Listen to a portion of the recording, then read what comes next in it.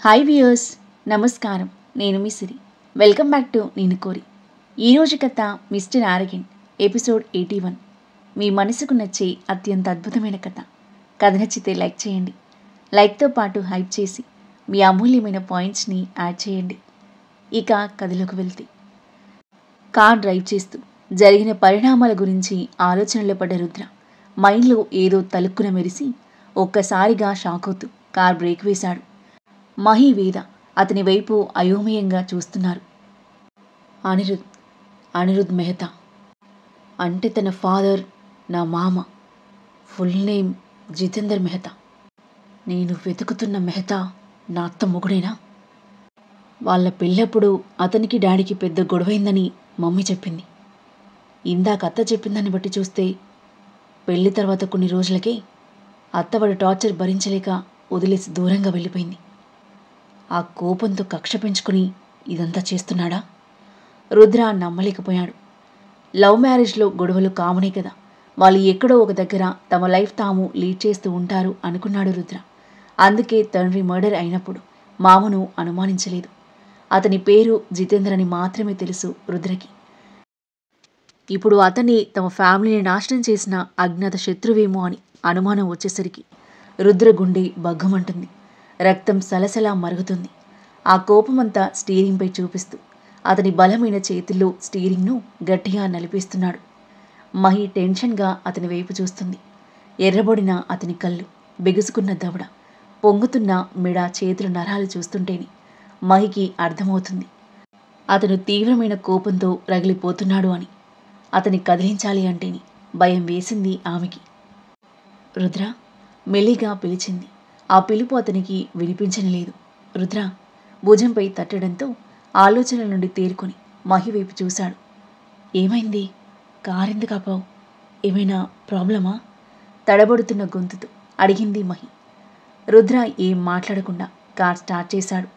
ఇంటికి వెళ్ళాక తన పరిస్థితి ఏంటో అని టెన్షన్ పడుతూ సైలెంట్గా కూర్చుంది మహి. కాసేపటికి కార్ రిషి ఇంటి ముందు ఆగింది. మీరు లోపలికి వెళ్ళండి, నేను వస్తాను అని రుద్ర చెప్పడంతో కారు దిగి వేదన తీసుకుని లోపలి కదిలింది మహి. అప్పటికే మెహందీ ఈవెంట్ గ్రాండ్గా జరుగుతుంది. ఒకవైపు అమేజింగ్ గ్రూప్ డాన్స్లు స్పెషల్ అట్రాక్షన్గా నిలిస్తే, మరోవైపు మెహందీ కార్యక్రమం ఘనంగా జరుగుతుంది.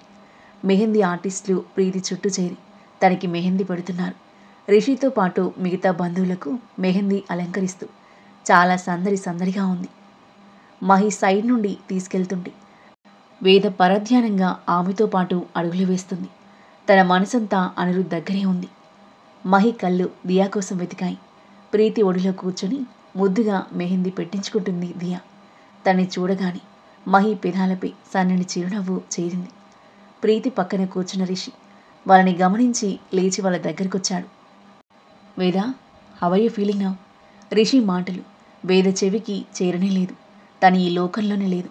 వేద, మహి తన చేయి పట్టుకుని కుదిపేసరికి ఈ లోకంలోకి వచ్చి రిషి వైపు చూసింది. ఎలా ఉన్నావు వేద? Feeling better? అడిగాడు రిషి. హా, చిన్నగా తలాడించింది వేద. ఉన్నట్టుండి ఇలా డల్గా అయిపోయావేంటి? నేను మ్యారేజ్ చేసుకుంటున్నందుకు హార్ట్ బ్రేక్ అయిందా ఏంటి? తనని ఆట పట్టిస్తూ నవ్వుతూ అన్నాడు రిషి. అంత లేదు అంది వేద నార్మల్గా ఉండడానికి ప్రయత్నిస్తూ. డోంట్ వరీ, నీకోసం నాలాంటి good looking and smart guy వెతుక్కుంటూ వస్తాడులే రిషి అంటుంటే అనిరుద్ తనని వెతుక్కుంటూ న్యూయార్క్ రావడం గుర్తుకొచ్చింది వేదకి. రిషి వైపు చూసి బలవంతంగా ఒక నవ్వు నవ్వింది. రుద్రికడా? అడిగాడు రిషి వెనక్కి చూస్తూ. అవుట్ సైడ్ ఉన్నారు, వచ్చేస్తారు. మేము రెడీ అయ్యి వస్తాం అని చెప్పి మహి వేదతో పాటు లోపలి కదలగా రిషి ప్రీతితో పాటు చేరాడు. వేద, అనిరుద్ గురించి టెన్షన్ పడకు. తనని అక్కడ చాలా బాగా చూసుకుంటారు. ఆంటీ ఉన్నారు కదా తోడుగా. మీ పెళ్ళికి కూడా అన్నయ్య తప్పకుండా ఒప్పుకుంటాడు అంది మహి. నిజంగా ఒప్పుకుంటాడా వదినా? ఒప్పుకుంటాడు. మీ ప్రేమను అర్థం చేసుకుంటాడని నాకు నమ్మకం ఉంది. నువ్వు ఎక్కువగా ఆలోచించకు, వరి అవ్వకు. నీ హెల్త్ అసలే బాగాలేదు, ఓకేనా? ఓకే వదినా, థ్యాంక్ యూ సో మచ్. నన్ను అర్థం చేసుకుని సపోర్ట్ చేసినందుకు. అక్కుంటే నీలాగే నాకు సపోర్ట్ చేసేది. ఎమోషనల్ అవుతూ తనని హత్తుకుంది వేద. మహి తనని తిరిగి హత్తుకుని వదిలి కన్నీళ్లు తుడిచింది. మ్యారేజ్ అయ్యాక మీ అన్నయ్యతో మాట్లాడి హాస్పిటల్ వెళ్దాం. ప్రీతి ఆంటీ వాళ్ళు మన కోసం వెయిట్ చేస్తూ ఉంటారు. నువ్వు ఇలా డల్గా ఉంటే వాళ్ళకి డౌట్ వస్తుంది. మీ విషయం ఇప్పుడు తెలిస్తే అంతా గందరగోళంగా ఉంటుంది. ఒక ప్రాపర్ వేలో తెలిస్తే ఏ ప్రాబ్లం ఉండదు, ఓకేనా? వేద చిన్నగా తలాడించింది. ఇద్దరూ రెడీ అవ్వడానికి తమ రూమ్స్కి వెళ్ళారు. రుద్ర ఆలోచిస్తూ కారులోనే ఉన్నాడు. మెహతా గురించి ఇన్ఫర్మేషన్ తెలుసుకోవడానికి అన్ని విధాలుగా ప్రయత్నాలు చేస్తున్నాడు రుద్ర. పూణేలో వేదపై అటాక్ చేసిన వాళ్ళలో ప్రాణాలతో మిగిలిన నలుగురి ద్వారా మెహతా గురించి ఇన్ఫర్మేషన్ తెలుసుకునేందుకు ప్లాన్ వేశాడు. వాళ్ళలో ఇద్దరిని తప్పించుకునే అవకాశం కల్పించి వాళ్ళని ఫాలో అవ్వమని తన గార్డ్స్కి ఇన్స్ట్రక్షన్ ఇచ్చాడు. మరో ఇద్దరిని సీక్రెట్ ప్లేస్లో బంధించేసి టార్చర్ చేస్తూ బెదిరిస్తూ వారిపైన ఉన్న వాళ్ళెవరో కనుక్కోవడానికి ట్రై చేస్తున్నారు. ఇప్పుడు జితేందర్పై అనుమానం వచ్చింది. ఇదంతా చేస్తుంది అతనా కాదా అని తెలుసుకోవడం అంత కష్టమేమి కాదు. రుద్ర వెంటనే తన డిటెక్టివ్కి కాల్ చేశాడు. Good afternoon sir. మెహతా గురించి ఏమైనా ఇన్ఫర్మేషన్ దొరికిందా? ఎస్ సార్, చాలా పెద్ద క్లూ దొరికింది. ఆ రౌడీలు మెహతా గురించి ఏం చెప్పలేదు, కానీ తమ వెనకాలన్నది ఎవరు అనేది ఫైనల్గా ఓపెన్ అప్ అయ్యారు సార్. వాడి పేరు సయ్యద్, మెహతా రైట్ హ్యాండ్. మెహతా చేసే ఇల్లీగల్ పనులను వాడి చూసుకుంటాడు, మెహతా పేరు బయటికి రాకుండా. వాడిని పట్టుకుంటే మెహతాను ఈజీగా పట్టుకోవచ్చు సార్. మన వాళ్ళు అదే పనిలో ఉన్నారు. That's good. One big update. Jitender Mehta. మనం సర్చ్ చేస్తున్న మెహతా వాడేనని నా అనుమానం. వాడి గురించి కంప్లీట్ డీటెయిల్స్ ఫైండ్ అవుట్ చేయండి. సయ్యద్ దొరికాక నేను చెప్పినట్టు చేయండి అని తన ప్లాన్ మొత్తం డిటెక్టివ్కి ఎక్స్ప్లెయిన్ చేశాడు రుద్ర. నేను చెప్పింది అర్థమైంది కదా? ఏ తేడా రాకూడదు. ఈసారి వాడు అస్సలు మిస్ కాకూడదు. Do it immediately. Okay sir. Rudra phone పెట్టేసి లోపలికొచ్చాడు. తమ room door knock చేయబోతుండగానే door open అయింది. ఎదురుగా మహి. ఈవినింగ్ హల్దీ ఫంక్షన్ కావడంతో ఎల్లో కలర్ బ్యూటిఫుల్ శారీలు అందంగా రెడీ అయ్యి ముద్దుగా ఉంది. రుద్ర తనని సీరియస్గా ఒక చూపు చూసి లోపలికి వెళ్ళగా మహి వెనక్కి తిరిగి అతని వెనకాలే వెళ్ళింది జంకుతోనే. రుద్ర, అనిరుద్ గురించి నాకు నైటే తెలిసింది అని మహి చెప్తుంటే పట్టించుకోకుండా టవల్ తీసుకుని వాష్రూమ్కి వెళ్తున్నాడు రుద్ర. మహి అతనికి అడ్డుగా నిలబడింది. రుద్ర ఘాటు లుక్స్తో చూస్తున్నాడు. రుద్ర, అలా చూడకు ప్లీజ్. నిజంగా నాకు నైటే తెలిసింది. నీకు చెప్పాలి అంటే ఎలా చెప్పాలో అర్థం కాలేదు అని మహి అంటుంటే అక్కడ అందరూ వెయిట్ చేస్తున్నారు. నీ సంగతి నైట్ చూసుకుంటా అని చెప్పి మహి చేయి పట్టుకుని పక్కకి లాగి వాష్రూమ్లోకి వెళ్ళాడు రుద్ర. మహి మొహం ముడుచుకుని చూసింది. నైట్ నీకు ఒంటరిగా అస్సలు దొరకను అని తనలో తాను అనుకుంటూ బయటికి వెళ్ళింది. వేద రూమ్ వైపు వెళ్ళబోతుంటే తనే రెడీ అయ్యి ఎదురుగా వచ్చింది. ఎల్లో కలర్ లాంగ్ అనార్కలి డ్రెస్లు క్యూట్గా ఉంది. తని మురిపంగా చూస్తూ చిన్నగా నవ్విన మహి వేద చెయ్యందుకుని కింద కదిలింది. ప్రీతి ఒడిలో కూర్చున్న దియా మహిని చూడగానే మమ్మీ అని అంటూ లేచి తన దగ్గరికి పరిగెత్తింది. మహి నవ్వుతూ తను ఎత్తుకుంది. ప్రీతి వాళ్ళని చూసి లేచి దగ్గరకు వస్తూ వేద, ఎలా ఉన్నావు? హెల్త్ ఇప్పుడు ఓకేనా అని అడిగింది. హా ఓకే ప్రీతి, ఫీలింగ్ బెటర్ అంది వేద మొహంపై నవ్వు పులుముకొని. అమ్మ వేద, వచ్చేసావా అంటూ నవ్వుతూ దగ్గరకు వచ్చిన నర్మద వేద హెల్త్ గురించి అడిగి తెలుసుకుని మీరు కూడా మెహందీ పెట్టుకోండి అని మెహందీ ఆర్టిస్టులను పిలవడంతో తప్పక అయిష్టంగాని కూర్చున్నారు ఇద్దరు. కాసేపటికి రుద్ర రెడీ అయ్యి కిందకొచ్చాడు. మహి అతను తన వైపు చూస్తాడేమో అని అతన్ని చూస్తుంది. కానీ రుద్ర ఆమె వైపు అస్సలు చూడనే లేదు. రిషితో చేరి పూర్తిగా ఆమెను పట్టించుకోలేదు. బాబుగారు చాలా కోపంగా ఉన్నట్టున్నారు అని ఉసూరు మంది మహి. మెహందీ కార్యక్రమం ముగిసి సాయంత్రం హల్దీ కార్యక్రమం స్టార్ట్ అయింది. ప్రీతి రిషిలను పక్కపక్కన కూర్చోబెట్టి వాళ్ళిద్దరికీ పసుపు రాసి మంగళ స్నానాలు చేయించారు. ఆ తర్వాత రిషిని నర్మదా రాంప్రతాప్ పెళ్లికొడుకుని చేస్తుంటే రుద్ర మహి ప్రీతిని పెళ్లికూతుర్ని చేశారు సాంప్రదాయబద్ధంగా. కన్నవాళ్ళు దూరమైన ప్రీతికి మహి రుద్ర పెళ్లి పెద్దలుగా బాధ్యత తీసుకుని అన్ని కార్యక్రమాలు దగ్గరుండి చేస్తుంటే ప్రీతి మనసు భావోద్వేగంతో నిండిపోయింది. ఇద్దరిని హత్తుకుని ఎమోషనల్ అయింది. రుద్ర ఆమె తల నిమురుతూ, నాకు ఒక చెల్లి కాదు, ఇద్దరు చెల్లెళ్ళు. నీకు ఈ అన్నయ్య ఉన్నాడు. నీ బెస్ట్ ఫ్రెండ్ ఇల్లే ఇక నుండి నీ పుట్టిల్లు. రుద్ర మాటలకు ప్రీతి మనసు నిండిపోయింది.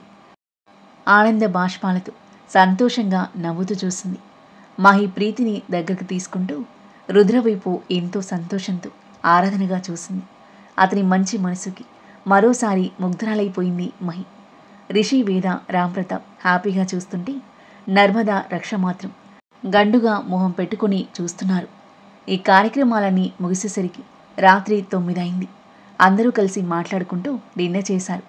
డిన్నర్ చేశాక ఎవరి రూమ్కి వాళ్ళు వెళ్ళగా రిషి అనిరుద్ గురించి అడుగుతుంటే మాట్లాడుతూ ఉన్నాడు రుద్ర. అనిరుద్ గురించిన ఏ నిజాలు అతనికి చెప్పలేదు. ఇది రైట్ టైం కాదని, అతని కండిషన్ గురించి మాత్రమే చెప్పాడు. దియాను మధ్యలో పడుకోబెట్టి తన పక్కన పడుకుంది మహి.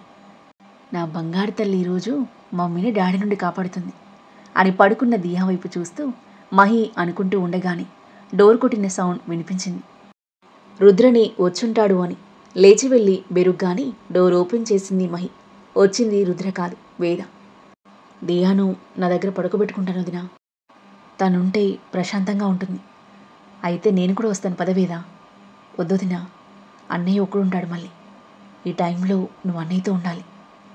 ఈరోజు జరిగిన దానికి అన్నయ్య చాలా షాక్ అయ్యాడు, అప్సెట్ అయ్యాడు. ఒకవైపు నా గురించి, మరోవైపు అనిరుద్ అత్తయ్యల గురించి. ఒకేసారి నిజం తెలిసేసరికి మైండ్ చాలా డిస్టర్బ్ అయి ఉంటుంది. ఇప్పటికే చాలా టెన్షన్స్ ఉన్నాయి తనకి, మళ్ళీ ఇదొకటి. నువ్వు పక్కనుంటే కొంచెం బెటర్గా ఫీల్ అవుతాడు. వేద మాటలకు మహి చిన్నగా నవ్వింది. ఉన్నట్టుదినా. దియాను ఎత్తుకుని వేద తన రూమ్లోకి వెళ్ళగా మహి బాధగా నిట్టూరుస్తూ బెడ్పై కూర్చుంది.